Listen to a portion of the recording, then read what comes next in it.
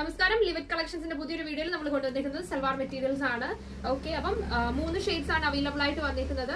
1269 പ്രൈസിലാണ് നമ്മൾ ഈ ഒരു പ്രോഡക്റ്റ് കൊണ്ടുവന്നിരിക്കുന്നത്. ദുപ്പട്ട വന്നിരിക്കുന്നത് ഷിഫോണിലും അതുപോലെ തന്നെ 4 സൈഡിലും കട്ട് വർക്ക് ആണ് വരുന്നത്.